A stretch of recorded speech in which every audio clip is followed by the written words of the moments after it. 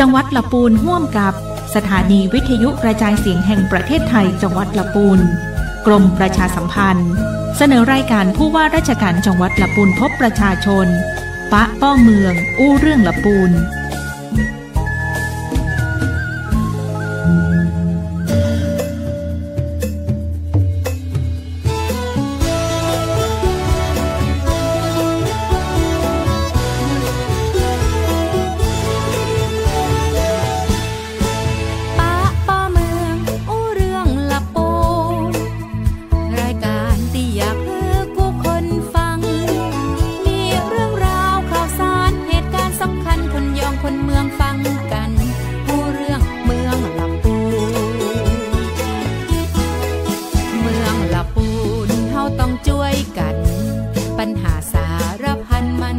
หมดสิ้นไปพี่น้องผู้คนห่วมใจแป่งเมืองละปูนฮือยิ่งใหญ่ตลอดกาลมีทุกฮ้อนหารือส่งเสียงผู้ว่าจะอยู่เคียงจะช่วยแก้ปัญหากำกึดดีๆหากท่านมีช่วยบอกมาผ่านรายการนี้นาปะป้อเมืองอู้เรื่องละปูป้อเมืองอู้เรื่องลำปูป้อเมืองอู้เรื่องลำปูป้อเมืองอู้เรื่องลำปูนะเจ้า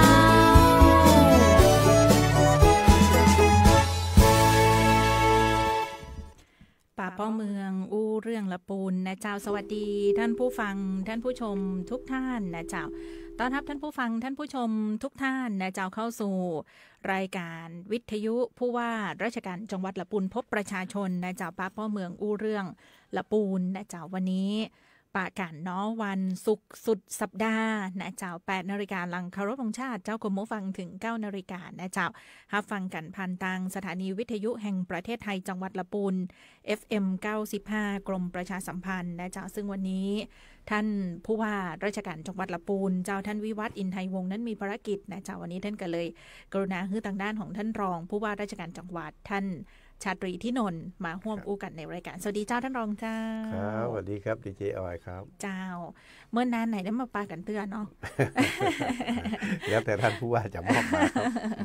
เจ้าวันนี้ท่านรองมาพร้อมกับ1ท่านสาวสวยท่านที่ชมไลฟ์สดอยู่นี้จากคุณหน้าคุณตากันละนะเจ้าท่านจุรารัตน์นุ่มนิ่มนะเจ้าท่านพาณิชย์จังหวัดสวัสดีเจ้าสวัสดีเจ้าไม่กล้าขายลำไยฮะเขาแซวกันว่าเต้นแล้วปากันมาขายมะม่วงเบรนี่ขายลำไยกันขนาดน้อยไม่กล้าลำไยเจ้าแต่ก่อนที่จะไปติดตามสถานการณ์เรื่องของลำไยเราก็คงจะต้องมาติดตามสถานการณ์ฝนฟ้าอากาศอย่างกันในพื้นที่เนาะเจ้าเนาะเพราะช่วงนี้ก็ยังคงอยู่ในช่วงที่เราจะต้องเฝ้าระวังเรื่องของน้ำท่วมน้ำหลากที่อาจจะเกิดขึ้นนะเจ้าครับก็ต้องดูแลตัวเก่าด้วยเนอะพี่น้องชาวบ้านเรานะช่วงพยากรณ์อากาศเนี่ยนะระหว่างวันที่19ถึง24นี้ฝนจะหนักเลยนะครับโดยเฉพาะเชียงรายพะเยาน่านแปะอุตรดิตถ์ตากนะครับในส่วนบ้านเฮานี่นะปีแล้วก็นักก็ต่างเชียงรายเนาะแม่สายนี่โอ้เป็นเรื่องเป็นราวกันขนาดแต่ปีแล้วเนาะปีแล้วได้มีโอกาสติดตามท่านรัฐมนตรีช่วยกระทรวงมหาดไทยตอนนั้นเป็นผู้ตรวจอยู่ได้ติดตามเพิ่นไปที่แม่สายโอ้ดินโคลนเนาะเข้าเป็นเกิงบ้านบุญโอ้ขนาดเราไปช่วยเป็นคุดเกิงวันมาแล้วเจ็บแขนหมดเนาะแล้วได้ยังมาถึงเกิงเลยนะนั่นนี่วิดีโอนี่มันให้ทำลายสิ่งแวดล้อมหนักเนาะเวลาฝนตกมาก็เป็นขี้โคลนหนักเนาะแต่ก่อนนี่เป็นน้ำมาก็ยังพอได้นะเนาะน้ำผ่านไปเขาก็ทำความสะอาดปุ้นเพศนี่ก็พอได้ละวิดีโอนี้เป็นโคลนเข้ามาแล้วก็แหมยางก็คือมันตกมันเหมือนเมื่อก่อนนี่นะมูลนักวิชาการมันว่ามันเป็นห้องว่าเรนบอมไม่ได้นะมันตกตีเดียวนั่นนะยังปีแล้วที่ตกตีไม่แต่งเนาะตกตีเดียวนั่นนะครับปัจจัยไปตกตีอื่นตกแบบ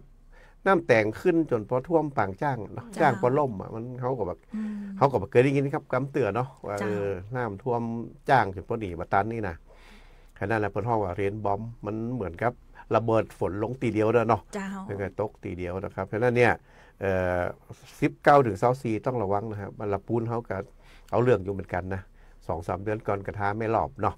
กระทาไม่หลอบเพราะบ้านเฮานะภูเขาอย่างมันก็นักเวลามันตกบนดอยอย่างมันชันเนาะมันชันมันก็จะมาลงไปหาพี่น้องเจ้าบ้านนักน้อยนะครับก็ต้องระวังกันถ้าเปิดเตือนอย่างเนาะถ้าทางราชการเปิดเตือนอย่างเขาก็ต้องเงี่ยหูฟังพองเนาะถ้าว่าสนใจเปิดอย่างกับว่าเสียงตามโซตามสายมาสนได้ล่ะเวลามันเปลี่ยนอย่างมาเนี่ยเขาจะดูแลกันแบบตันเลยพี่น้องชาวบ้านเฮาเนี่ยเขาจะหันในข่าวเนาะเจ้าท่านรองจำเดี๋ยวนี้น้ำมันมาในลักษณะแบบบุ่มเดียวเนาะมันเอาบัตันเลยนะเจ้ากูเตือนนี่มันอย่างก้อยๆขึ้นกำน้อยนี่มันโอ้ลดอย่างติดก่อนก็มีติดก่อนก็ที่รัฐเท็กซัสของอเมริกาแล้วละออนเนี่ยละออนเยาวชนไปเข้าข่ายผ่าก็รู้ร้อนกันก็บ่เคยเกิดสักกำเตือนะที่ดูข่าวนะก็45 นาทีน้ำขึ้นจะเป็น 7-8 เมตรปุ่นมันหนีบัตันนะมันหนีบัตันกันให้ลักษณะให้เหมือนที่เฮาเนี่ยเนาะตกติเกาแล้วก็มากำเดียวบุ่มเลยเนี่ยละออนสูญหายไปนักขนาดอะละออนมันมาตอนเมื่อคืนด้วยเนาะมันเอาไหนบัตันไหนอะนะกันเนี่ยเฮาก็ต้องระวังตัวฟังข่าวนะครับพี่น้องชาวบ้านเฮาทางราชการอย่างเพิ่นเตือนไว้ก็ต้องฟังไว้นะครับเพิ่นยกคืออพยพคือยกของขึ้นที่สูงเขาก็ต้องฟังเปิ่นนะครับถ้ามาอันนี้มันจะยุ่งนะครับต้องดูแลตัวเก่าตัวเด้อพี่น้องชาวบ้านเฮาเด้อเจ้าช่วงนี้ก็เฝ้าระวังเรื่องของสถานการณ์น้ำในระยะวัน2 วันนี้น้ำจากตังเชียงใหม่ก็อาจจะไม่ได้ส่งผลกระทบเป็นวงกว้างกับพี่น้องชาวบ้านที่ละปูนเฮาเท่าใดแต่เปิ้นว่าแต่แล้วเนี่ยคือติดแน่เมื่อที่ท่านรองว่าจนถึงวันที่24ปุ่นนะเจ้าเนาะครับมันสะสมเนาะมันสะสมมาเรื่อยๆนะครับมันจะมีพายุอย่างdepression ที่พัดพาดผ่านภาคไทยตัวนะเจ้าเพราะว่า23 24เนอะท่านผู้ฟัง22 23 24เนี่ยละปูนฝนจะตกหนักนะเจ้าเนาะต้องเฝ้าระวังแล้วก็ติดตามสถานการณ์กันอย่างใกล้ชิดนะเจ้าอู้จะประชาสัมพันธ์กันแล้วก็แถมเรื่องนึงเห็นว่าท่านผู้ว่าฝากมาตัว ย้ำเป็นพิเศษก่อนที่จะไปให้ท่านพาณิชย์ใช้เวลาในการขายลำไยนะเจ้าเพราะว่าถ้าเปิดโอกาสให้ท่านพาณิชย์อู้เมื่อใดปุ๊บจะบ่มีไผได้อู้เลยนะเจ้า เจ้าเห็นว่าช่วงนี้เราก็มีการเดินหน้าเรื่องของปฏิบัติการกวาดล้างยาเสพติดตามนโยบายของรัฐบาลแล้วก็กระทรวงมหาดไทยอย่างเข้มข้นนะเจ้าท่านรองเจ้าครับก็ตั้งแต่ท่านภูมิธรรมเวชยชัยเนาะมาเป็นมท.1 หรือรัฐมนตรีว่าการกระทรวงมหาดไทยเนี่ยนะครับเป็นการเน้นย้ำเนาะเร่งด่วนเลยนะฮะเร่งด่วนแล้วก็ตอนนี้เนี่ยก็ออกปฏิบัติการเนาะกวาดล้างยาเสพติด no drug no dealer เนาะอันนี้ทั่วประเทศนะครับวันนี้นี่ว่ากันเลยนะครับแต่รังตัวเปิดฮับตำแหน่งมาก็ต้องขันน็อตกันทุกตัวแล้วเปิดคือความสำคัญในเรื่องของยาเสพติดเนาะเขาก็ถึงเห็นแล้วเนาะไปเดียวแต่ก่อนนี้ยาเสพติดนี่จับได้500,000 600,000นี่เขาตื่นเต้นเนาะตื่นเต้นไปเดียวจับกำอยู่10 ล้านเม็ด8 ล้านเม็ดเนี่ยมันก็แล้วก็ที่เขาจับได้แหละประมาณนี้นะแล้วที่จับมาได้มันลุดรอดเข้าไม้แหมรู้เนาะมันขยันนักขนาดนี้ทางกระทรวงมหาดไทยนะครับเปิดก็คือความสำคัญว่าเรื่องนี้ถ้าปล่อยไปได้ละปล่อยไปได้นะครับมันจะเป็นอันตรายกับพี่น้องชาวบ้านเฮาแล้วก็โดยเฉพาะวัยรุ่นเนาะวัยรุ่นหมู่ใจแรงงานอย่างต่างเนี่ยมันนักจับเดียวแล้วผลต่อเนื่องเนี่ยถ้าเขาไปเสพยาเสพติดเนี่ยเดียวนี่จิตเวชนักเนาะเนี่ยจิตเวชนักแล้วก็วันดีคืนดีก็เอามีดไปแทงเบิ่นอย่างอีนะไปยะให้เปิดอย่างเงี้ยไปทำร้ายร่างกายเปิดเนี่ยมันเกิดมาต้นมันมาจากยาเสพติดทั้งนั้นนะครับเพราะนั้นเนี่ยเปิดก็คือรีเอ็กซเรย์มดตอนนี้นะกระทรวงมหาดไทยก็ห้องนะฮะห้องผู้ว่ารายการห้องผู้การตำรวจนะครับนายอำเภอผู้ใหญ่บ้านกำนันนะครับคิกออฟพร้อมกันมดคือรีเอ็กซเรย์นะครับภายใน 2-3 เดือนเนี่ยต้องเห็นผลนะครับกับพระเจ้ากันไปนี่นะไปกองทุนแม่ของแผ่นดินมานะกองทุนแม่ของแผ่นดินก็เป็นโครงการหนึ่งนะโครงการหนึ่งที่ผมคิดว่าอันนี้นี่การว่ายาเสพติดนี่ฮะยังเป็นแนวปราบอย่างเดียวก็ไม่ได้เนาะฝ่ายตำรวจอย่างเดียวฝ่ายปกครองอย่างเดียวคงไม่ได้นะมันต้องมีความร่วมมือเนาะจากพี่น้องชาวบ้านการมีส่วนร่วมแต่เจ้าไปบ้านอย่างสันมะโกนะในเรื่องของกองทุนแม่ของแผ่นดินไปฟังเปิดบรรยายนะดีเจอ้อยฟังเปิดบรรยายเนี่ยเปิดก็มีการเฝ้าระวังเนาะในหมู่บ้านชุมชนของเปิด นะแล้วละออนนี่ละออนที่มีเป็นกลุ่มเสี่ยงละออนที่บางทีไปติดยาแล้วก็บำบัดมาเรียบร้อยนะเปิ้นบัดละถ้าปล่อยให้ละออนปิกไปเข้าสังคมสิ่งแวดล้อมเหมือนเดิมนะก็อย่าเอาเหมือนเดิมแบบละนะจะไปเสพจะไปมั่วกันแบบละนะเห็นนี่แต่เจ้าเปิ้นไปแต่เจ้าเปิ้นก็ว่ากองทุนแม่ของแผ่นดินเนี่ยได้สนับสนุนลงทุนเพื่อเป็นบางส่วนคือซื้อไก่ไข่มาคือละออนเลี้ยงมีฮันเจ้าหนึ่งเลี้ยงแล้วก็ขายไข่แล้วก็สนับสนุนอาหารตัวอีน่ะคือละออนมีรายได้ก่อนเขาจะได้มีกำลังใจแล้วก็บ่ต้องคือเขาว่างบ่ต้องคือเขาว่างคือเขายากกิจกรรมนะอาชีพของเขาไปคือเขาไข่ได้ตั้งเขาจะได้มีกำลังใจแล้วก็ห่างจากสิ่งแวดล้อมพรรคพวกที่เคยเล่นยามาด้วยกันนี่นะกลุ่มเสี่ยงมาด้วยกันอันนี้เพิ่นก็ว่ากับเปรียบเทียบว่าถ้าคนจะจมน้ำอยู่ฮั่นแล้วไปสอนว่ายน้ำมันบ่ตันดีเจอ้อยนะมันต้องช่วยเลยถ้าเขาแข็งแรงก่อนจะก่อยสอนว่ายน้ำกับก่อยว่ากันอันนี้ก็เหมือนกันเพิ่นบ่คือขาดช่วงเนาะผมว่าเป็นแบบอย่างที่ดีนะเขาลงทุนเนาะกับเยาวชนบ้านเฮาเนี่ยคือเขาได้ห่างไกลยาเสพติดนะครับผมคิดว่าเรื่องการปร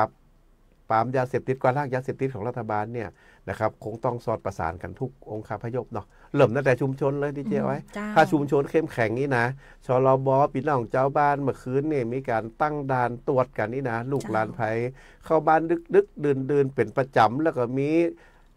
ถ้ามีทีท่าว่าจะเป็นกลุ่มเสี่ยงนี่นะอันนี้ต้องไปถึงพ่อถึงแม่เลยนะต้องถามว่าไปเป็นเนี่ยการเลิกดึกกะอย่างไรกะไปมั่วสูบมากะอันนี้ต้องนี่กันละต้องเตือนกันละนะครับต้องเริ่มต้นตั้งแต่ต้นทางเลยเนาะนอกจากนั้นเนี่ยเขาก็ต้องทำหัวครอบครัวหัวชุมชนเขาคือดีนะครับฉะนั้นถ้าเขาบ่มีไข่เซฟบ่มีไข่ซื้อผลิตมาก็บ่มีไข่เสื้อเนาะอันนี้ถ้ายังมีความต้องการอยู่นี่เขาก็ผลิตขายติ๊กๆเนาะอันนี้แกเรื่องปราบอย่างก็ว่ากันไปใครมีหน้าที่อย่างก็ทำเพื่อเต็มที่นะครับอันนี้ตั้งท่านผู้ว่ารายการจังหวัดละปูนเขาก็ได้กำชับนะครับคือตั้งตำรวจคือตั้งฝ่ายปกครองนะครับบอกว่าผู้ใหญ่บ้านกำนันทุกหน่วยรายการที่เกี่ยวข้องคือเข้มข้นเลยเรื่องมันนี่คือรีเอ็กซเรย์เลยตามนโยบายของรัฐบาลนะครับอย่างเคร่งครัดเลยและคือเห็นผลด้วยเวทด้วย2-3 เดือนนี่ต้องจบละนะครับต้องหันชัดเจนก็พี่น้องชาวบ้านบางท่านที่ฟังวิทยุอยู่ท่านก็คงได้ไปเข้าร่วมประชาคมเนาะเปิ้นฮ้องไปอู้กันไปทำความเข้าใจแล้วก็เขียนจดหมายน้อยบอกกรรมนี่นะครับเจ้ากระหันยอนตู้กันหลายแล้วเนอะเจ้าตอนที่แกทั้งราชการก็มีข้อมูลอยู่พอสมควรจริงๆราชการก็มีข้อมูลเนี่ยเนาะก็มีพอสมควรแล้วครับแต่เพียงแต่ว่าบางทีมันก็ยังว่าเนาะหมู่ที่เนี่ยเรื่องหมู่นี่เขาก็บ่ได้เป็นคนนี่เนาะเขาก็มีความคล่องเนาะเรื่องหมู่นี่เนาะเป็นอาชีพเขาเนาะเจ้าเขาก็ต้องดำเนินการให้มันเด็ดขาดนะครับเจ้าเปิ้นมีกรรมว่าใดก็ท่านลองลวกบ้านนอกบ่ต้องวอกขี้ยาอ่ะแม่นนะหูนี่มันถึงนักแก้ว่านักแก้พ่อนักแก้ว่าเจ้าก็ช่วยกันเป็นหูเป็นตาสอดส่องเนาะเจ้าเนาะท่านรองเจ้าช่วยกันเป็นหูเป็นตาสอดส่องถ้ามีข้อมูลก็แจ้งเจ้าหน้าที่รัฐได้เลยเจ้าก็บอกคือพี่น้องเจ้าบ้านที่บ้านแป้นเหมือนกันบ้านแป้นที่ถามมาโกเจ้าว่าชุมชนเฮานี่นะมันจะเป็นชุมชนเข้มแข็งด้วยเนี่ยมันจะต้องประกอบด้วยอย่างน้อย3องค์ประกอบนะ1ต้องมีคนดีอยู่ในชุมชนท่าน2ต้องมีคนเก่งอยู่ในชุมชนท่าน3ต้องมีคนแข็งแรงอยู่ในชุมชนท่านถ้า3องค์ประกอบนี่ชุมชนจะเข้มแข็งถ้าสมมุติว่าชุมชนนั้นประกอบด้วยคนดีเนาะคนดีคนเก่งแต่บ่แข็งแรงหน่อยเปี้ยเสียขาเหี้ยแล้วมันจะไปจะได้หมู่บ้านเฮานี่ไม่ก็ถ้าเกิดคนแข็งแรงคนเก่งแต่บดีเราจะไปอย่างไรให้นั่นนี่3องค์ประกอบนี่มันอาจจะบ่ครบร้อยนะแต่ว่าของ3องค์ประกอบนี่ขอให้มันเกินกึ่งไปในหมู่บ้านเฮาแล้วกันมันจะได้เข้มแข็งเนาะให้นั่นนี่บางคนละอ่อนหัวจัดดีเนาะไปติดยาเสพติดอย่าโอ้เป็นคนจัดดีเนาะเป็นคนเก่งแต่บ่แข็งแรงเห็นแล้วต้นกาเฮาเป็นแมงเห็นแล้วแมงเจาะแมงกินเห็นแล้วดินดีจะได้กระจ่างเขาจะไปปลูกในอนาคตมันตึกใหญ่เพราะว่าต้นกามันโดนแมงเจาะเป็นแกนเป็นนี่ไปแล้วนะจอมเจาะด้อยไปแล้วมันก็ยากนะก็บอกคือเปิ้นเจ้านะครับเจ้าเนาะเก่งแล้วดี to be number 1นี่เห็นตะวันซืนท่านลองก็ไปไปนำเสนอแทนผู้ว่าดีอันเมืองทองโอ้เราปูนไปนักเนอะนั่นน่ะกะว่าตอนนั้นตอนผมขึ้น นำเสนอเนาะเต้าละออนตีอันเป็นผู้แทนของเขาน่ะ16ทีมน่ะทั้งนั้นเนี่ยถึงภาคเอกชนตัวเนาะถึงอำเภอตัวนะถึงโรงเรียนตัวเขาไปเชียร์เนาะโอ้เราปูนไปหนักเลยเปิ่นมดแต่พอจะเกิงห้องกองเชียร์เนี่ยลำพูนไม่ลำพังรวมพลังเพื่อลำพูนกระหึ่มเมืองทองธานีนั่นน่ะเขาเป็นคนนำเสนอเขากับโอ้หัวใจพองโตลูกหลานเป็นกำลังใจกลุ่มไปถ่ายรูปมันถึงแล้วล้นจอหมดแต่บูละปูน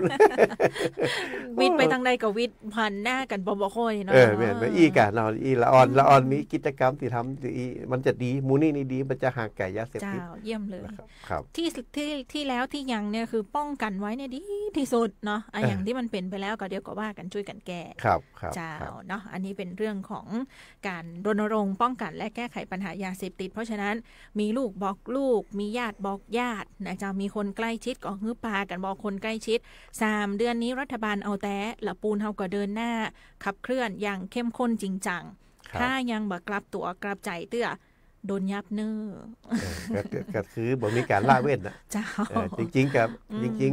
บ่ละเว้นมาตลอดนั่นแหละเพียงแต่ว่าความเข้มข้นมันจะเข้มข้นขึ้นเนาะเข้มข้นขึ้นนะครับ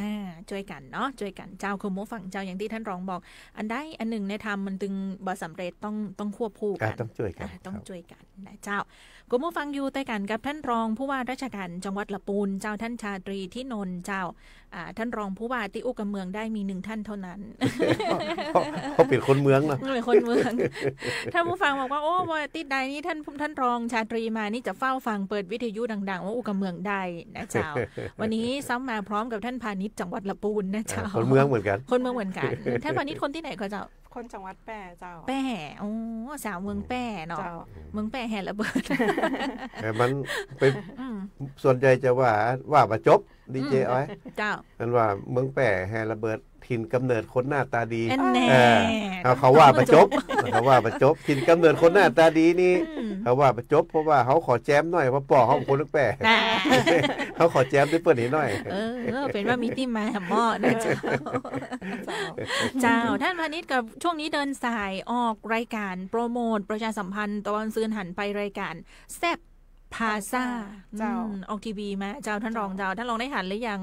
น้องออยนึกว่าโอ้อันนี้ดาราก็ว่าอย่างนี้ส่งมาให้ดูละ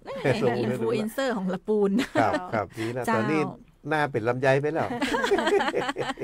พอแล้วก็คล้ายนะเจ้าเพราะว่าเป็นการประชาสัมพันธ์อย่างนึงเนาะเพราะว่าตอนนี้เจ้าลำไยของจังหวัดลำพูนของเขาเจ้าตีมีทั้งหมดในฤดู270,000 กว่าตันนะเขาออกไปประมาณสัก 18% แล้วนะเจ้า 18% จำเป็นว่าจะต้องรีบทำจะได้ก็ได้นะเจ้าคือกระจายคือออกนอกแหล่งผลิตของบ้านเฮาคือเร็วที่สุดเนี่ยเจ้าการประชาสัมพันธ์เนาะก็เป็นส่วนหนึ่งในการที่จะโปรโมทประชาสัมพันธ์ให้ชาวบ้านผู้บริโภคจะได้รับรู้รับทราบเนาะว่าตอนนี้เขามีต่อใดขายราคาต่อใดเนี่ยเจ้ามีกลุ่มไหนพ้องเนี่ยเจ้า18% นี่คิดเป็นปริมาณกิโลกรัมประมาณเกือบ 50,000 ตันแล้วนะเกือบ 50,000 ตันแล้วเนาะเจ้าตอนนี้ตีออกไปนะเจ้าเนาะเพราะว่าต้นฤดูเจ้าทันร้องก็คือว่าตอนนี้เจ้าเฮามีผู้ประกอบการที่เป็นผู้ประกอบการส่งออกเจ้าเปิดได้ออเดอร์จากต่างประเทศโดยเฉพาะประเทศอินโดนีเซียเจ้าซึ่งเขานิยมเป็นบริโภคผลสดเนาะเปิดมีออเดอร์แบบมาเยอะมากเจ้าตอนนี้นะเจ้าติออกไปเนี่ยส่วนหนึ่งเนี่ยคือไปอินโดนีเซียนักนะเจ้าเนาะก็มีประเทศจีนพ่องเจ้าแล้วก็ขายในประเทศเจ้าที่ผ่านมาเนาะตั้งแต่เขาทำลำไยมานี่ลำปูนเนาะส่วนใหญ่เขาก็ว่าขายเมืองจีนเป็นหลักเนาะตอนนี้ตั้งทูตพาณิชย์เนาะว่าพาณิชย์ได้เล่าให้ฟังตั้งแต่ต้นปีแล้วเพราะว่าเรื่องลำไยนี่ห้อมจีว่ามากูรีกูจอกันมาตอนลำไยมันออกเลยนะเขาว่ากันมาตั้งแต่ต้นปีแล้วเขาหู้แล้วว่ามันฝนยาวหนาวนานนี่เอาเรื่องแน่นะฝนยาวหนาวนานนี่เอาเรื่องทุกตัวเนี่ยบอกว่ามะม่วงลำไยทีนี้ทางทูตพาณิชย์เปิ่นก็ได้ไปเจรจาเนาะกับทางประเทศอินโดนีเซียและประเทศอินเดียนะแต่ตอนนี้ที่หันผลมาเดียวนี่ก็คืออินโดนี่ผลสดนะผลสดนี่ติดแล้วนี่กับทั้งท่านพาณิชย์กระโทรมาว่ายังจะได้ท่านร้องมาเดียวนี้อินโดฮับบ่อันนะฮับบ่อันแต่เขาทำได้แค่ 8,000 ตะกร้าต่อวันเพราะว่าแรงงานบ่มีแรงงานบ่มีนี่ก็อย่างเงี้ยจะได้หาลือผู้ว่าก็สั่งการให้ตั้งจัดหางานเนาะทำเป็น Facebook ของเปิ้นน่ะเนาะประกาศเลยประกาศรับสมัครเลยนะรับสมัครเลยใครแรงงานใครต้องการที่จะมาเนี่ยเปิ้นมีประกันให้เนาะมีประกันให้การันตีรายได้วัน450ถ้าจำบ่ผิดนะมีที่กินที่อยู่ให้นี่นะเตียนี่บ่ได้น้ำดิบปลาซางเขานี่บ่ได้กันนี่รับสมัครคนงานไปสมัครแต่เนี่ยสมัครแต่กับพาณิชย์ก็บอกว่าจากอัน8,000 ตะกร้านะกลายเป็น10,000 ตะกร้าต่อวันนะแล้วก็ราคาจะได้นะราคาอยู่ได้เลยให้นั่นแล้วเปิดว่าที่สำคัญที่หัวใจเฮาพ้องโตก็คือว่าเปิดว่าซื้อบ้านคะแนนมีแรงงานทำฮือเตอีนะแล้วตอนนี้เฮาก็เล่งออกไว้นะเล่งออกติ๊กๆอ่ะเพราะหยังเพราะว่าเดี๋ยวถ้าเฮาจ้านะถ้าเฮาจ้าตั้งเชียงไฮ้พะเยาเนาะตั้งปุ้นตั้งฝางนี่นะลำไยเปิ้นจะสุกไหลมามันจะต้นกันตอนที่เฮาเคลียร์ของเฮาออกไปก่อนแล้วก็เดี๋ยวถ้าตั้งปุ้นมาของเฮานี่ก็เบาแล้วมันจะได้มาโจนกันมันจะได้มาโจนกันนี่นะเขาคิดอย่างอีนะแล้วก็ตั้งจีนเพื่อกระซื้อตามปกตินะก็แล้วก็แหมหลายอย่างที่ตั้งนั้นอู้ไว้ตั้งแต่รายการเขาแล้วว่าพาณิชย์ขอตะกร้าไป 45,000 ตะกร้านะแล้วตอนนี้นี่เปิดว่าขอส่งมาคือ 32,000 กัน 32,000แล้วก็ตั้งพาณิชย์นี่ก็จ่วยเนาะขายนะแล้วก็เป็นจ่อสดนี่เนาะจ่อสดใส่กับออกไปครับคงได้นักอยู่กันลองเล่าให้พี่น้องเจ้าบ้านฟังเนาะพาณิชย์เจ้าท่านรองเจ้าก็คือว่าตอนนี้นะเจ้าในส่วนของที่เฮากระจายที่แบบผลสดไปทั่วประเทศเนาะโดยที่เป็นเครือข่ายของสำนักงานพาณิชย์จังหวัดปลายทางนะเจ้าเฮาก็ได้รับออเดอร์มาในตอนนี้นะเจ้าเนาะทั้งหมดที่แจ้งความประสงค์มาประมาณ25จังหวัดเจ้าก็รวมแล้วกับประมาณ45ตันนะเจ้าที่เป็นจะ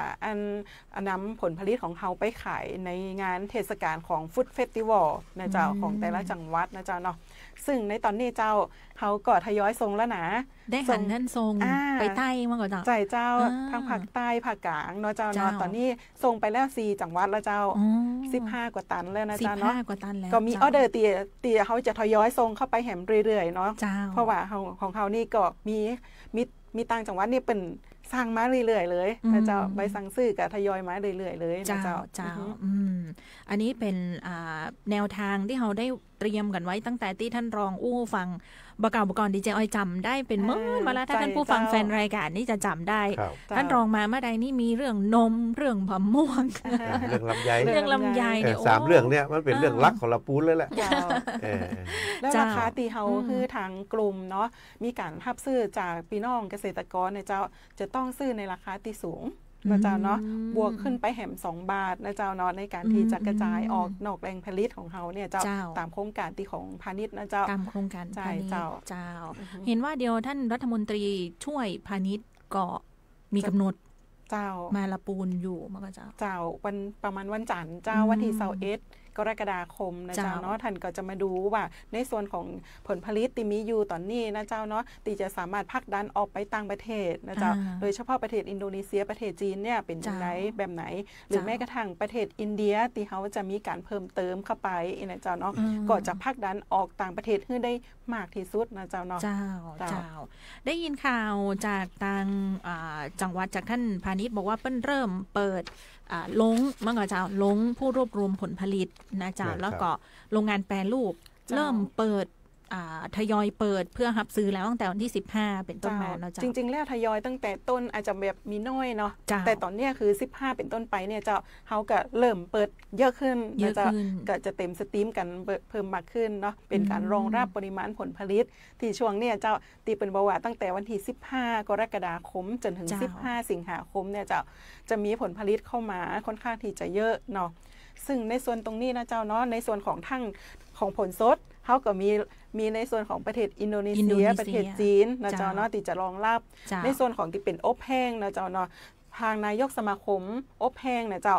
ก็ได้มีการพูดคุยกันกับทางกลุ่มแปลงใหญ่นะเจ้าเนาะในการที่จะนำผลผลิตเนี่ยเจ้าเข้ามาสู่โรงงานอบแห้งเพื่อที่จะบ่ได้แบบ มาเตอร์กันมา ครับ ในกระจุกในช่วงเวลาเดียวกันเนี่ยเจ้าได้มีการพูดคุยกันหมดเรียบร้อยแล้วนะเจ้าเนาะ วางแผนเลยว างแผนกันเรียบร้อยแล้วเจ้า หมายถึงว่าจะฮับซื้อวันนี้ตาใดคือที่ไหนเอามาขาย แม่นเจ้า อ๋อ อ เจ้า เขาทำ FOU กันไปหมดละ แม่นเจ้า ทำ FOU เพราะว่าเขาก็ต้องวางแผนก่อน ถ้าถึงเวลาแล้วมาทำมันถึงบัจจิตัน น้ำมันถู เขาก็วางแผน กั แล้วตอนนี้เนี่ยมันมันไม่จะต้องพิเศษกว่าปีก่อนคือว่าลำไยเขาเนี่ยมันเพิ่มขึ้นมาแหมจะเป็น10%กว่าบุญ เจ้า เจ้า ยังมะม่วงเลยเพิ่ม62นะเขาแล้วนะเขาต้องจัดอีดอะ เจ้า จัดอีดอะไม่ได้นี่ลำไยนี่เพิ่มขึ้น ไป มา ถึงไหน ประมาณ แล้ว เจ้า หมอม่วงเขียวมรกตเฮาเจ้าท่านพนิษฐ์ เจ้า เขียวมรกตเฮาไปเกือบหมดหรือยัง คือตอนนี้ขออนุญาตนำเรียนนะเจ้าเนาะ เจ้า ในส่วนของมะม่วงเขียวมรกตเนาะในส่วนของตอนแรกเนาะทุกปี เจ้า เขาจะส่งไปตีประเทศกัมพูชาเนาะ เจ้า ปีนี้นะเจ้าเนาะอย่างที่เรียนเนาะว่าจะมีปัญหาเรื่องของประเทศเพื่อนบ้านเขาเตียแบบปิดด่านอย่างต่างๆเนาะทีเนี้ยเขาก็ได้มีการดำเนินการโดยที่ทางจังหวัดเนาะเขาก็ได้ผลักดันเข้าสู่โรงงานแปรรูปในพื้นที่ของจังหวัดลำพูนของเขานะเจ้าเนาะก็เอาผลผลิตเนี่ยเอาไปอบแห้งนะเจ้าทุกทีอะค่ะในส่วนของโรงงานอบแห้งเนี่ยเปิ่นจะปิดดีลละจะบ่ทำละ เพราะว่าเขามีในส่วนของแก้วขมิ้นตีว่ามันหมดแล้ว ทุกปีเขาไม่ได้เคยเอาในส่วนของแก้วเขียวมรกตนี่เข้าไปนะ เจ้า อันนี้เขาก็ได้ไปดำเนินการเนาะในการขอว่ายังได้กระจ่วยพี่น้องบ้านเฮาจิมเนอร์เนาะในการที่เอาผลผลิตนี้เข้าไปจิม เจ้า ทางโรงงานยินดีเลยเจ้าในการที่จะฮับผลผลิตเนี่ยเข้าไปทำอบแห้งเนาะตอนนี้ก็ทยอยฮับซื้อนะเจ้าฮับซื้อเข้าไปโรงงานเรื่อยๆเจ้า ก็สามารถที่จะช่วยเหลือพ่อแม่พี่น้องในเบื้องต้นได้เนาะ เจ้า ปีนี้ก็เลยว่าปีหน้าเฮามาคุยกันใน ต้นเลย เลยได้บอยนะเจ้าว่าจะเอาผลผลิตเนี่ยเข้าสู่โรงงานของบ้านเฮาตัวเองนะเจ้า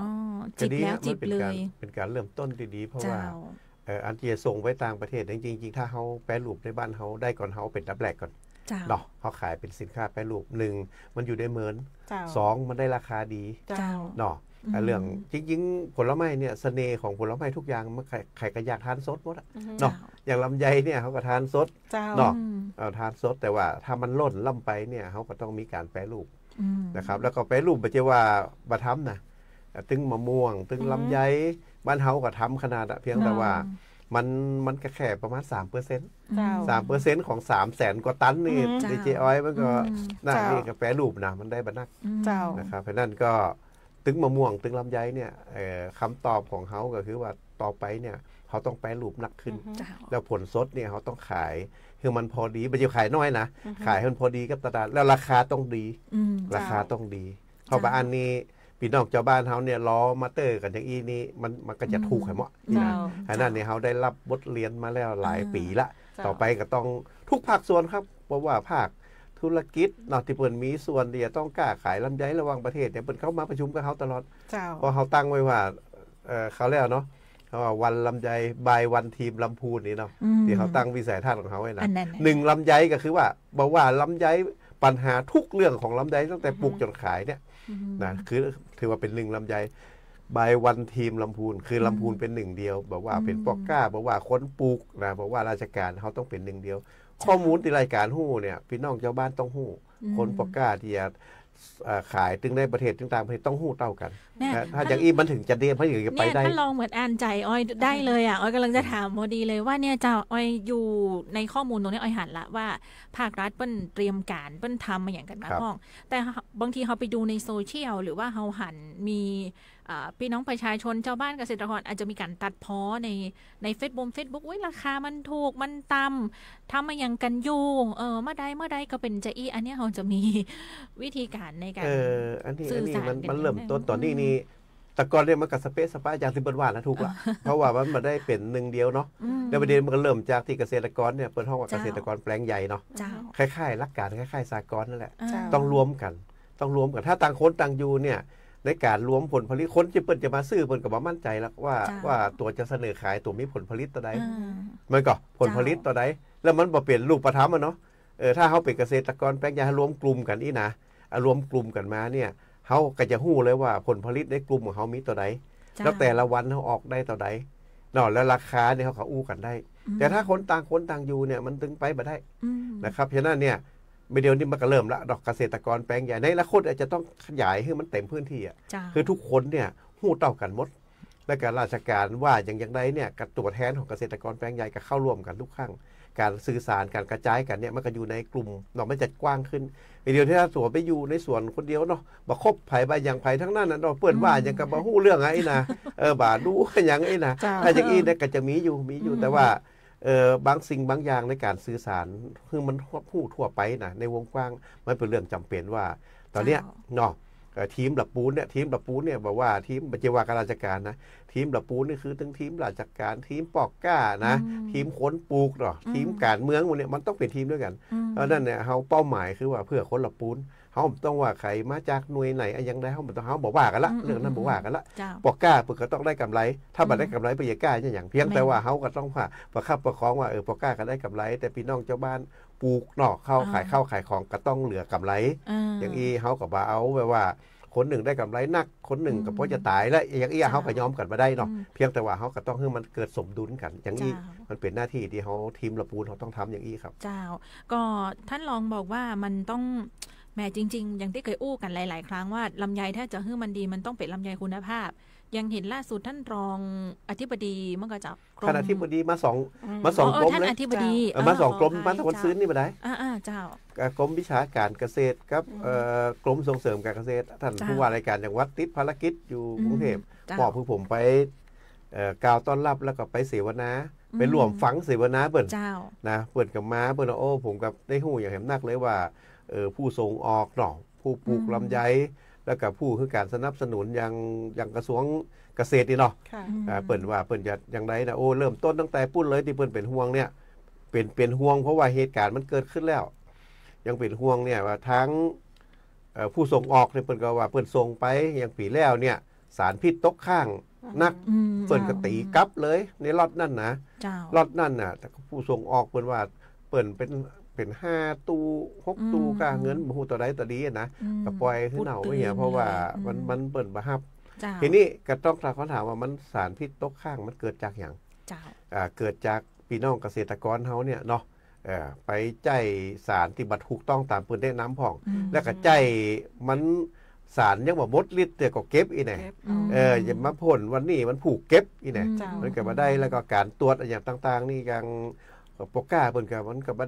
ได้เก่งเรื่องหมู่นี้เนาะเปิ้นก็ต้องขอตั้งกรมวิชาการเกษตรนะว่ากรมวิชาการเกษตรจะมีวิธีจะได้พ่องที่แนะนำให้พี่น้องเจ้าบ้านเฮาเนาะได้ใจให้มันถูกต้องเนาะและการปลูกเนี่ยเปิ้นก็ต้องการ1เปิ้นขอเรื่องคุณภาพเนาะเรื่องต่างประเทศนะปลายทางเลยเปิ้นขอคุณภาพ2ขอเรื่องความปลอดภัยเนาะความปลอดภัยเนี่ย2เรื่องนี่ที่เป็นสำคัญนะมันก็มีหลายเรื่องอยู่แต่ว่าสำคัญที่บ้านเฮาต้องปรับปรุงก็คือว่าเรื่องคุณภาพเนาะคุณภาพของผลผลิตเนาะต่อไปนี่เนี่ยเปิ้นก็อู้กันหลายเตือนแล้วนะว่าจะต้องโซนหนึ่งว่าอันนี้เจ้านี่เปิ้นต้องการว่าไปตั้งแต่ต้นฤดูเลยรักษาต้นนี่ปีนี้สวนนี่จะปลูกเพื่อขายจ่อสดเนี่ยถ้าขายจ่อสดนี่หมายความว่าถ้ามันออกนักอย่างปีนี้นะต้องตัดนะต้องตัดแล้วก็คือมันเหลือจ่อน้อยแล้วก็คือมันหน่วยใหญ่ๆอันนี้จะขายการนี่บ่ขายส่งโรงงานเลยนะอันนี้จะขายเป็นจ่อสดหน่วยงามๆใหญ่ๆเอานักอีนะอันนี้ทำน้อยจะได้นักเห็นน้อยมันก็ต้องสำรวจว่าไผ่พ่องเนาะที่จะทำจ่อสดแล้วก็ไผ่พ่องที่จะทำแบบลูดล่วงลูดล่วงก็ว่าไปแบ่งกันอย่างนี้แบบอย่างอีแล้วก็ตั้งในเรื่องของการใช้สารเคมีการใช้ปุ๋ยเนาะทีนี้บ้านเฮามันก็ตึงมีอันที่เพิ่นตรงไปตรงมาเนาะเนี่ยตามหลักการนี่นะแล้วก็หมู่ที่บาสนใจอ่ะจะเนี่ยอย่างเอี้ยลึงหมู่ลึงอย่างเอี้ยแล้วเป็นตรวจเจอของตัวเนาะแล้วคนที่เพิ่นซื้อไปขายเพิ่นเดือดร้อนแล้วGAP นะ GAP ที่มาตรฐานนั่นนะเจ้าเกษตรที่ดีนั่นนะพวกก็อย่าย้อนปิกมาเล่นงานหมู่เนี่ยเพิ่นไล่ย้อนปิกนั้นมันมาจากสวนไผ่นะแล้วหมู่หมู่คนที่กล้าขายปอกก้าเนี่ยเพิ่นจะโดนก่อนเพิ่นจะโดนก่อนถ้าอย่างอีนี้ มันต้องช่วยกันนะครับมีพาณิชย์มีอย่างเสริมว่าเรื่องนี้จริงๆเนี่ยที่ท่านรองอู้เนี่ยที่บอกว่าบางทีพ่อกาเปิ้ลก็บอกเข้าไปซื้อกับเกษตรกรโดยตรงก็เพราะว่าเปิ้ลจะต้องซื้อผ่านลงเพราะลงคัดมาตรฐานแม่เป็นคนกำกับมาตรฐานไงคือเปิ้ลเนี่ยก็เลยอยากจะให้ท่านพาณิชย์อธิบายกลไกตลาดให้ท่านผู้ฟังไ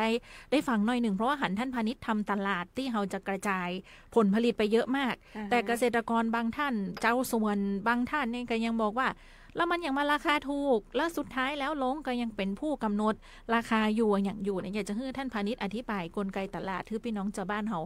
ปอหันภาพว่าที่ท่านไปดันตลาดประเดี๋ยวเนี่ยมันส่งผลกับเกษตรกรเฮาจะได้พ่องเจ้าจริงๆแล้วในส่วนของวิถีตลาดของลำไยบ้านเฮาเนาะการขายของพี่น้องเกษตรกรเจ้าก็จะมีหลากหลายเนาะ1เกษตรกรเอาไปขายณจุดรับซื้อเองเจ้าเนาะ2จะมีปอก้าไม่กล้าเจ้ามาเหมาสวนเนาะมาฮับซื้อมาตั้งแต่เป็นลูกได้น้อยแล้วเปิดจะมาอันนี้เหมากันไว้เลยนะเจ้าว่าราคาต่อได้อีเนาะเจ้าเนาะก็จะมาคุยกันเนาะแล้วก็ในส่วนของการดำเนินการในการที่จะเอาผลผลิตเข้าไปขายนี่นะเจ้าเนาะในส่วนของที่บอกว่าถ้าในส่วนของโรงงานตีเป็นแบบผลสดเนาะเปิ้นก็จะมีบอกว่าถ้าหากว่าเอามาขายคุณจะต้องมีในเรื่องของคิวแล้วก็ตะกร้าตีจะต้องมาฮับซื้อมาเอามาขายเฮ้อนะก็ต้องมาเอาตะกร้าตีทางโรงงานก่อนเนาะนะเจ้าเพราะว่าเป็นการที่จะแบ่งกันว่าวันเนี้ยก็คือไข่จะได้ต่อใดอย่างต่อใดเนาะบ้านก็เดี๋ยวเอาเข้ามาเจ้ามันก็ไม่ได้ทั่วถึงเนาะก็จะต้องมีการแบ่งกันแบบนี้นะเจ้าอยู่ลากใส่ลำรถมาอีกบ่ได้ต้องมีการประสานงานเข้ามาตีโรงงานตีฮับซื้อก่อนเนาะเปิดก็จะมีว่าเฮ้อตะกร้าไปต่อใดแล้วก็เอามาส่งในวันรุ่งขึ้นเนาะเจ้าเนาะแล้วก็ราคาตีประกาศนะเจ้าเนาะก็จะมีการประกาศราคาเนาะชาวบ้านได้รับรู้ก่อนว่าราคาที่ฮับซื้อเนี่ยต่อใดเนาะเจ้าเนาะในส่วนของวันนี้นะเจ้าเนาะก็คือในที่เป็นทั้งเป็นของอินโดเนาะที่สูงที่สุด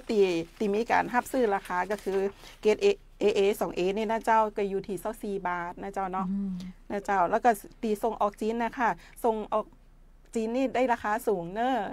นะเจ้า30 บาท30 บาท แล้วก็ใช่ AA นะเจ้าเนาะสำหรับที่เป็นแบบรูดร่วงก็จะอยู่ประมาณ18 บาทนะเจ้าแล้วก็ในส่วนของมัดปุกถ้าเป็น AA บวก A เนี่ยก็จะประมาณ20 ถึง 23 บาทเนาะติปอก้าเมก้าเตรียมมาฮับซื้อเพื่อกระจายไปในประเทศเนาะอันนี้ราคาที่จะต้องมีการแจ้งมีการบอกให้กับพ่อแม่พี่น้องได้รับรู้รับทราบก่อนเนาะและส่วนในการที่จะเข้ากระบวนการในการจัดส่งอย่างต่างๆเนาะเปิ้นก็จะมีทั้งถ้ายังเป็นผลสดตีเฮาอย่าส่งสดช่อไปต่างประเทศนะเจ้าเปิ้นก็จะมีในส่วนของที่แบบมีการคัดนะเจ้าเนาะคัดแยกตีเช้าสวนตีเอามาส่งบ่ใจว่าเอาตามตีเช้าสวนนั่นเนอเพราะบางคนนะเจ้าเปิ้นก็บ่ได้คัดเนาะอาจจะมีทั้งเกรดหลายเกรดเนาะ A B อย่างเงี้ยค่ะเจ้าเปิ้นก็จะมีการคัดกระบวนการนี้เนาะแล้วหลังจากนั้นก็จะมีการแบบล้มสารเพื่อที่จะส่งออกต่างประเทศเนาะการล้มสารตะกี้ที่ท่านร้องบอกว่ามันก็คือจะต้องอยู่ในปริมาณที่เหมาะสมนะเจ้าเนาะเหมาะสมที่จะส่งออกไปต่างประเทศเนาะในส่วนของประเทศจีนเปิ้นก็มีการเข้มงวดตรงนี้เนาะจริงๆแล้วมีการตรวจกันมาเมินแล้วแหละแต่ปีในส่วนของปีที่แล้วที่มันเป็นนอกฤดูเนี่ยเปิ้นก็จะมีเข้มข้นขึ้นเนาะในส่วนนี้ก็มีผลพวงนะเจ้าในการที่ตัวสารตรงนี้เนาะส่วนของผู้ประกอบการเขาก็มีการเตรียมความพร้อมแล้วแหละว่าจะต้องทำยังไงเนาะเพื่อที่ส่งออกไปต่างประเทศได้เยอะอีนะเจ้าเนาะตะกี้ที่ท่านน้องได้เกริ่นนำมาเนาะในการที่เข้าไปขายเพื่อที่การส่งออกไปประเทศจีนนะเจ้าเปิ้นว่าจะต้องมีเรื่องของใบรับรอง GAP ตัวเนาะเพราะว่าตรงเนี้ยค่ะมันเป็นมาตรฐานเรื่องของการส่งออกเนาะที่บอกว่าจะต้องมีมาตรฐานเนาะตรงนี้ก็ขอความร่วมมือเนาะพ่อแม่พี่น้องถ้าหากว่ากระบวนการที่เฮาทำกันอยู่แล้วแหละแต่ว่าเฮาอาจจะบ่ได้โจทย์หรือว่าบ่ได้ทำเรื่องของการเดียบันทึกข้อความอย่างต่างๆตามตีทางกรมวิชาการเกษตรเปิ้นได้บอกไว้เนาะเพราะว่าบางทีเขาทำแล้วเนี่ยเจ้าแต่ขี้ข้านนี่นะจริงๆแล้วสามารถที่จะทำบันทึกพวกนี้ได้เพื่อที่จะไปขอใบ GAP ได้มันก็ง่ายนิดเดียวเนาะเพียงแต่เขาต้องขยันลงมาจดหน่อยว่าเขาใส่ปุ๋ยอย่างเมื่อใดนะเจ้าเนาะ ตามกระบวนการของเปิดนี่นะเจ้ามันก็จะได้ใบ GAP นี่มาเนาะซึ่งตรงเนี้ยก็ต่อไปเขาอาจจะต้องเข้มงวดเรื่องของใบ GAP เรื่องไปขายในพื้นที่เนาะเจ้าเปิ่นก็จะห้องหาใบ GAP นี่ตัวอีเนี่ยเจ้าเนาะเพราะฉะนั้นท่านมี20ต้นก็ดี50ต้นก็ดี100ต้น200ต้นก็ตามแต่มันก็จะเป็นกระบวนการแบบนี้นะเจ้าเนาะถามว่าถ้าเกิดตังภาครัฐเนี่ยเปิ้นบอกไปหาตลาดไว้เนี่ยโอ้มันซ้ำหายเลยนี้เนาะเจ้าท่านรองเจ้าโอ้ถ้าอยู่แบบนิ่งๆบอกก่อนควายหาตีไปนะปล่อยให้มันเป็นไปตามตามธรรมชาตินี่นะตามธรรมชาติเดือดร้อนเลยปีนี้เดือดร้อนขนาดละเจ้าฉะนั้นก็ต้องขอบคุณทั้งส่วนที่รับผิดชอบนะบอกว่าพาณิชย์บอกว่าเกษตรทุกคนดิ้นเหมือนกันหมดเพื่อจะให้พี่น้องชาวบ้านเฮานี่พออยู่พอกินนะคือว่ามันอาจจะไม่ได้กำไรนักเพราะของครัวเฮามันหนักเนาะแต่ว่ามันต้องอยู่ได้มันต้องอยู่ได้แล้วก็เพิ่มน้อยนะครับGAP เนี่ยต่อไปนี่ถ้าเฮามีนี่ต่างประเทศถ้าเปิดว่าถ้าบ่มี GAP นี่เปิดมาซื้อนะอันนั้นเนี่ยเฮาก็จะขายอย่างบ่ได้ละอันนั้นนะครับจะต้องช่วยกันแล้วก็ทั้งกรมวิชาการเกษตรเนี่ยวันนั้นทั้งจังหวัดลำพูนเฮานะเป็นจังหวัดแรกเลยในประเทศไทยเฮาว่า GAP นี่ถ้าคือกรมวิชาการเกษตรมาดำเนินการนี่นะหรือว่าจะคือตั้งมหาวิทยาลัยต่างมาดำเนินการเนี่ยถ้าเปิดโอนคือมหาวิทยาลัยมาทำมันมีการใช้จ่ายพี่น้องชาวบ้านก็ว่ามันบ่ใครมีการใช้จ่ายแต่มันดูแลตัวเก่าไปก็ได้นะลำพูนเฮาก็เลยว่าอีบ่ถ้าสมมุติว่ายกคือตั้งจังหวัดลำพูนได้ดูแลเรื่องนี้นะโดยเกษตรจังหวัดก็ดีอย่างดีนะช่วยกันแล้วก็ทำกระบวนการอย่างที่กรมวิชาการเนาะกรมวิชาการที่เปิดทำกระบวนการทุกอย่างนั่นแหละแล้วก็เขาส่งให้กับทางกรมวิชาการเกษตรเนี่ยได้รับรองได้ก็เขาจะเก็บข้อมูลเขาจะยะอย่างคือเหมือนที่ท่านทำทุกอย่างนั่นแหละแต่ว่าจังหวัดเขาจะยะคือแล้วเขาจะได้ช่วยพี่น้องเกษตรกรเคยเข้าถึงระบบนี่กูค้นอีเนี่ยเขาขอไปแล้วเปิดขอกลับไปคิดแต่เปิดว่าถ้าถ้าเปิดว่าถ้าได้อีนะได้เนี่ยเขาเคยจะเป็นวัดจังหวัดน้ำหลองที่เขาจะช่วยยะคือได้ GAP กูค้นนะโดยหน่วยราชการของเขาแหละจะช่วยกันเอาเจ้าโอ้สุดยอดเลยท่านรองอันนี้ถือว่าเป็นข่าวดีเลยนะเจ้าเดี๋ยวต้องรอฟังผลรอฟังว่าเปิดจะย้อมก่อนเนาะวิงวอนนะเจ้าขอพรพระแม่จามเทวีเจ้าวันหน้าเขาจะได้ราคาลำไยดีๆแต่กี้ลืมถามท่านพาณิชย์เจ้าว่าประมาณ10กว่า20%ที่ออกสู่ตลาดช่วงนี้เจ้าบ่ฮู้ว่าเกรดมันเป็นประมาณไหนเจ้าผลแรกๆ A หรือว่าส่วนใหญ่ตกไป C เลยหรือยังไงในตอนนี้นะเจ้าเนาะเต่าติไปดูนะเจ้าในติดจุดฮับซื้อเนาะถ้าทรงเนี่ยส่วนใหญ่เราจะเป็น AA บวก A นะเจ้าตีส่งไปอินโดจีนอย่างต่างๆนะเจ้าแต่ถ้าเป็นจุดหล่อนส่วนใหญ่แล้วจะเป็นเกรด B นะเจ้าตีเป็น B ซะเยอะนะเจ้าแล้วก็อันดับ2นี่จะเป็นเกรด A นะเจ้าแสดงว่า B นี่สัดส่วนเยอะเลยเปิ้ลเลยเจ้าในช่วงนี้นะเจ้า B แล้วก็ A แล้วก็ C นี่มีเยอะกว่าเจ้า C นี่ก็จะมีน้อยเป็นอันดับ3แล้วก็ 2A นี่เป็นอันดับสุดท้ายเลยเจ้าเจ้าตีแต่คือดีคือมันต้อง 2A นักๆเนาะได้ราคาใช่เจ้าต้องรอจนมันใหญ่แต่เนาะถึงเอามาขายทีนี้ท่านพาณิชย์เจ้าอาทิตย์ที่ผ่านมาเนี่ยมันจะมีข่าวเนาะบอกอุ้ยเจ้าสวนโอดนี่นะราคาลำไยตกเหลือเพียงบาทเดียวต่อกิโลกรัมอันนี้อยากจะให้ท่านอู้ถึงเรื่องของราคาลำไยเจ้าตามที่เป็นข่าวเป็นก็เจ้าจริงๆแล้วเจ้าทันร้องก็คือว่าในส่วนที่ว่าราคาบาทเดียวเนี่ยมันเป็นลำไยเกรดสีเจ้าเป็นลำไยตีมีคุณภาพนะเจ้าแกนน้อยๆเนี่ยซึ่งมันเป็นราคาตีมันประคับนี่มันเมิดแล้วเนาะยืนกันมาอย่างเอี้ยนะเจ้าประมาณนี้นะประมาณนี้นะเจ้าเนาะแต่เปิ่นบ่ได้อู้ถึงลำไยตีเกรดAA เปิ่นบ่แค่อู้ถึงราคาลำไยราคาสูงไม่ไปอู้ถึงราคาต่ำเปิ่นอู้บ่แยกเนาะเปิ่นอู้บ่แยกเปิ่นอู้รวมหลายคนได้ฟังก็ว่าโอ้ลำไยกิโลบาทตายเลยนะเจ้าสมบัติครับเจ้าเพราะฉะนั้นโดยรวมแล้วก็ยังถือว่าลำไยที่ออกในช่วงแรกเนี่ยส่วนใหญ่เป็นเกรด Bตีใจในส่วนของจุดร่อนต่างๆไซส์ออกมาก็จะอยู่ที่ดีเจ้าตีไปดูนะเจ้าเนาะบีนี่อยู่ที่ประมาณเท่าไหร่จ้ะในส่วนของที่เป็นแบบร่อนนะเจ้าหลุดร่วงเนี่ยบีจะอยู่ประมาณ5บาทต่อกิโลนะเจ้าแต่ถ้า 2A นะ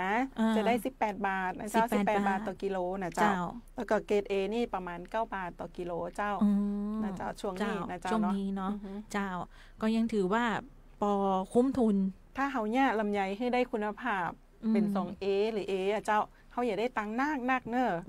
นะเจ้าเนาะเพราะว่าปริมาณน้อยแต่ว่าราคามันสูงเจ้านะถ้าเขาได้เนาะต้องทำคุณภาพให้ได้นะเจ้าเนี่ยแต่งใจดำกันเลยนะนี่จะบอกท่านผู้ฟังว่าช่วงก่อนๆนี่เวลาเขาอู้กันเนี่ยก็อาจจะบอกค่อยแต่งใจดำโดนหัวใจกันอะไรเตื้อแต่บัดเดียวเนี่ยมันโดนหัวใจแล้วนะว่าเนี่ยถ้าไผ่ราคาถ้าไผ่ลำไยแกนน้อยบ่ได้ดูแลมาดีบัดเดียวนี้จะมาอดครวญว่าราคามันเป็นใจอี้นี่บ่ได้มันต้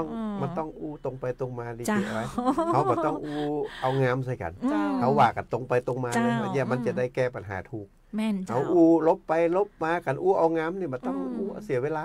เขาก็มาว่ากันตรงๆนี่แหละมันจะได้ตรงกันไปตรงกันมาเนี่ยแล้วก็อย่างที่ท่านลองบอกเนี่ยอันนี้คือแม่บางทีเกษตรกรก็จะอดครวญว่ามันบ่ได้นะมันราคามันถูกไปมันต้องแพงกว่านี้อย่างกว่านี้เนี่ยแต่ท่านลองบอกว่ามันต้องดูทั้งสองฝ่ายเพราะการเพิ่นขายเพราะก็อยากได้กำไรต้นทุนมันก็มีเหมือนกันเนี่ยนะเจ้ามีเจ้าส่วนหลายคนเลยเจ้ามูนี่นะเจ้ามันงามดิเจ้าไอ้เจ้าติ๊กเป็นปุ๊กก็เราจะตัดก็เสียดายทำใจมาได้มันงามมันจะตัดก็เสียดายก็เลยปล่อยอย่างอันมันก็เลยหน่วยมันเหมือนใหญ่เป็นนะเจ้าเวลาอันนี้ก็ต้องแต่ให้หน่วยใหญ่เนี่ยเนาะไปได้ถึงอินโดนะเจ้าจีนเนี่ยได้ราคาสูงนะเจ้าในประเทศก็ขายได้ดีใช่เจ้าถ้า 2A นี่นะในประเทศก็ถึงต้องการนักเจ้าสุดท้ายเลยเวลาก็ใกล้จะหมดมาถึงว่าแล้วถ้าคือท่านพาณิชย์อู้นี่นะเวลาหิมจะปอกูเตือนนะเจ้าป้นจะประกาศราคารับซื้อแต่ละวันในช่วงบ่ายโมงมั้งก็เจ้าคือในส่วนของนี่เนาะเขาก็ขอความร่วมมือนะเจ้าเนาะในส่วนของผู้ประกอบการว่าขอให้มีการประกาศราคาให้เปรี้ยวที่สุดเลยนะเจ้าเนาะก็ทางผู้ประกอบการก็ได้หมายมั่นตกลงกับเขาละว่าขอให้ก่อนบ่ายโมง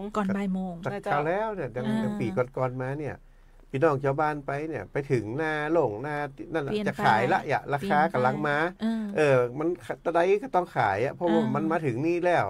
ปีนี้ก็เลยว่าขอเจ้าหน่อยได้ก็จริงๆเอาใครขอสัก10 โมงเจ้าไอ้เนี่ย10 โมงเจ้าไปได้แล้วก็ตั้งราคาเปิดจะเปิดมาอย่างจีนเนี่ยเปิดจะเปิดมาประมาณ10 โมงในราคาวันนี้นะกว่าจะถึงบ้านเฮาเนี่ยตั้งผู้ประกอบการบอกเอาร้องขอเป็นสักบ่ายโมงเนอะเพราะว่า10 โมงนี่เปิดส่งมาพูดเนี่ยนะกว่าเขาจะทำมาอย่างแหมไม่นะเอกสารอย่างแหมเขาขอเป็นว่าบ่ายโมงก็เลยว่าเอาบ่ายโมงเลยจริงๆตามกฎหมายนี่ต้องบอกราคาว่าอย่าห้ามซื้อต่อใดอย่างก่อนนี้นะทีนี้เขาก็ได้ตกลงกันที่บ่ายโมงนะครับบ่ายโมงว่าต้องบอกราคาละนะเพราะว่าที่ผ่านมานี่มันก็มีปัญหาอย่างว่านะไปถึงท่านแล้วกับราคากับลังมาติดท่านเนี่ยมาขายเนี่ยได้เนี่ยเปลี่ยนป้ายกันคันแรกมันหู้ซื้อกันเนาะคนปิกไปบ้านอย่างเงี้ยก็จะเน่าอันนี้ก็ช่วยก็ได้แบบสุดๆละครับสุดๆละแต่พอตั้งพูดเขาก็ต้องหันใจเปิ้นพอตั้งจีนเปิดก็เปิดราคามาประมาณ10 โมงเจ้าอีกนะเจ้าอันนี้เป็นเรื่องของราคาท่านรองเจ้าสุดท้ายสุดเลยท่านลองคิดว่าดูทรงแล้วนะเจ้าสถานการณ์ลำไยช่วงต้นฤดูกาลนี้กับแฮมที่ยังเขายังหายใจบะโล่งกันจนถึงเดือนสิงหาเนี่ยนะจ๊ะถ้าลองมองว่าจะได้พองเจ้าแล้วมีอย่างอยากจะบอกกับถ้าสถานการณ์เป็นอย่างนี่เขาพอประคองตัวได้อยู่พอประคองตัวได้อยู่อันนี้เดี๋ยวตั้งพาณิชย์เนาะกรมการค้าภายในก็จะออกมาซื้อเอาออกไปบางส่วนแล้วก็เดี๋ยววันที่21นี่นะกระทรวงเกษตรมันจะมาทั้งกระทรวงเลยนะจะมาปะพี่น้องเจ้าสวนลำไยที่เชียงใหม่เลยแต่ทุกจังหวัดนะทุกจังหวัดจะไปรวมให้แล้วก็เปิ้นว่าเปิ้นบบอกนั่นกระทรวงเกษตรเปิ้นบบอกเปิ้นจะมาประกาศวันที่21เลยนะว่าเปิ้นจะช่วยเจ้าสวนลำไยได้อย่างใดนะเปิ้นว่าขอคือพี่น้องเจ้าสวนได้สบายใจได้นะเจ้าเนาะท่านพาณิชย์และเจ้าในส่วนของพาณิชย์นะเจ้าเนาะเฮาก็จะดูแลในเรื่องของการที่แบบได้รับความเป็นธรรมทางการค้าเนาะในการออกตัวนะเจ้าเนาะจุดร่อนต่างๆนะเจ้าว่าเครื่องร่อนได้มาตรฐานหรือเปล่าหรือว่าแม้กระทั่งเรื่องของเครื่องจั่งน้ำหนักเนาะว่ามีความเที่ยงตรงก็นะเจ้าขอให้พ่อแม่พี่น้องนะเจ้าได้สังเกตดูเนาะถ้าตรงจุดไหนนะเจ้าจะมีตราสัญลักษณ์ของกรมการค้าภายในกำกับไว้นะเจ้าเนาะแล้วก็จะมีวันเดือนปีที่เขาได้ประทับตาไว้นะเจ้าก็หมายความว่าเขาได้ไปตรวจเรียบร้อยแล้วนะเจ้าสร้างความเชื่อมั่นให้กับพ่อแม่พี่น้องได้ส่วนหนึ่งนะเจ้าเนาะแล้วก็รวมถึงเรื่องของการที่คือเป็นมีการปิดป้ายแสดงราคานะเจ้าอย่างชัดเจนตัวนะเจ้าเนาะตรงนี้ก็ดำเนินการอย่างต่อเนื่องนะเจ้า ถ้าเกิดใครมาได้รับความเป็นธรรมทางการค้าอย่างก็แจ้งดังท่านพนิษฐ์ได้เลยนะเจ้าที่สายด่วน1569นะเจ้าสายด่วน1569เนาะเจ้าเนาะโอ้เวลาเสี่ยงเห็นแล้วท่านรองเจ้า ช่วงนี้ก็จะเจอหน้ากันบ่อยแต่แล้วปาไปดูเรื่องของการเจรจาจับคู่นะเจ้าซื้อมะม่วงลำไยกันนั้นก็ขายไปได้30กว่าล้านแม่เจ้าประสบผลสำเร็จเนาะประสบผลสำเร็จเจ้าขายแฮมเนื้อเจ้าได้พันนี้เจ้าได้เจ้าคนถึงหมดย่างขายเลยนะเจ้าท่านรองเจ้าเนาะก็เป็นกำลังใจให้กับพี่น้องเกษตรกรเจ้าสวนลำไยเฮากู้คู่กู้คนกันตัวละกันนะเจ้าช่วงนี้ก็อาจจะมีปัญหาอุปสรรคในเรื่องของฝนฟ้าอากาศอย่างมาเป็นปัจจัยในเรื่องของการเก็บเกี่ยวผลผลิตของท่านตัวก็ขอให้มีกำลังแรงใจนะเจ้าภาครัฐก็พร้อมที่จะให้การสนับสนุนอย่างเต็มที่นะเจ้าติดขัดปัญหาอย่างก็เอื้อนหากันเนาะเจ้าท่านรองเจ้าครับด้วยความยินดีครับเจ้าวันนี้ขอบพระคุณทั้งสองท่านนะเจ้าท่านรองชาตรีที่นนท์ท่านรองผู้ว่าราชการจังหวัดแล้วก็ท่านพาณิชย์จังหวัดท่านจุฬารัตน์นุ่มนิ่มนะเจ้าพร้อมกันกับดีเจออยแล้วก็ทีมงานถ้าจะได้ลาไปพร้อมกันช่วงนี้เลยนะเจ้าแล้วก็เดี๋ยวถึงได้เจอกันบ่อยๆก้าเนาะช่วงนี้เนาะขอบพระคุณเจ้าสวัสดีเจ้าสวัสดีเจ้ายินดีครับดีค่ะ